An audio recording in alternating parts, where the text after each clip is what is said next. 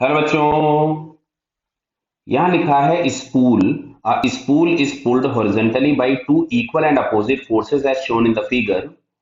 Which of the following statements are correct. Clear. तो इनमें से कौन कौन से स्टेटमेंट्स करेक्ट हैं? क्लियर। तो देखो बेटा, यहाँ पे दो पॉसिबिलिटीज हो सकती हैं। अब यहाँ पे सरफेस के बारे में इन्होंने कोई भी इंफॉर्मेशन नहीं दिया है, तो सरफेस को अगर हम स्मूथ कंसीडर करें, कैसा कंसीडर करें? स्मूथ। बात समझना। देखो, तो यहाँ पे दो पॉसिबिलिटीज हो सकती हैं। हम लोग जनरली कंसीडर यही करते हैं कि सरफेस के बारे में अगर कोई जानकारी नहीं दी गई होती तो हम सरफेस को स्मूथ लेते हैं, अदरवाइज वो रफ सरफेस लिख के देता है। क्लियर। तो सरफेस अगर हम स्मूथ देखें तो इस पे जो लगने वाला एफ नेट होगा, हॉरिजॉन्टल डायरेक्शन में जीरो है, वर्टिकल में भी जीरो है। वर्टिकल में केवल एक अकेला यहाँ से एमजी लगेगा, और ग्राउंड से ही एक आपके पास नॉर्मल लग रहा होगा जो कि वर्टिकल डायरेक्शन में होगा।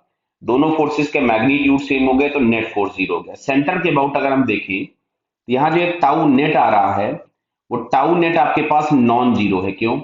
इस नॉर्मल और एमजी का टॉर्क तो जीरो हो गया, लेकिन अगर हम इस वाले एफ का टॉर्क देखेंगे तो ये भी क्लॉकवाइज है, और इस वाले एफ का टॉर्क देखोगे तो ये भी क्लॉकवाइज है। क्लियर है। तो दोनों टॉर्क एक्ट हो रहे हैं, तो यहां से आपके पास मिलेगा एफ नेट जीरो है। अगर एफ नेट जीरो है तो acceleration of centre of mass zero होगा। क्लियर है। और टाउ नेट जीरो है, टाउ नेट नॉन जीरो है, मतलब यहां से अल्फा नॉन जीरो होगा। इसका मतलब सेंटर यहीं रहेगा और ये क्लॉकवाइज रोटेट करेगा। क्लियर। तो centre of mass left right नहीं, centre of mass remains stationary. एक तो ये आंसर हो जाएगा थर्ड वाला। The net torque about the centre of mass of the spool is zero, गलत हो गया। क्लियर। अब देखो, अगर ये सरफेस स्मूथ होगा तो आंसर थर्ड मिलेगा। अगर हम सरफेस को रफ कंसीडर कर लेंगे तो हमारे पास अलग सिचुएशंस हो जाएंगी। कैसी है तो फिर हम उसको चेक करते हैं, जरा ध्यान से देखिएगा।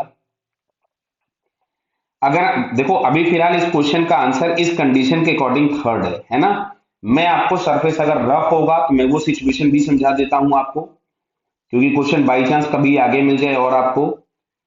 अब देखिएगा, यहां पे एक फोर्स लग रहा था एफ, यहां से एक फोर्स लग रहा था एफ, समझ रहे हैं। सेंटर से एक लग रहा था एमजी नीचे, और ग्राउंड से एक लग रहा था नॉर्मल ऊपर। बट अगर ये सरफेस रफ होता, ध्यान से सुनना बेटा, सरफेस अगर रफ होगा तो ये वाला फोर्स और ये जो फोर्स थे दोनों मिला के इसको काउंट क्लॉकवाइज घुमाने की कोशिश करेंगे। अब जो फ्रिक्शन एक्ट होगा वो इसके अपोजिट होगा, मतलब वो उसको एंटी क्लॉकवाइज डायरेक्शन में घुमाने की कोशिश करेगा। तो जो फ्रिक्शनल फोर्स होगा वो टुवर्ड्स राइट लग जाएगा, एफ एस। क्या क्लियर हो रहा है बताइए?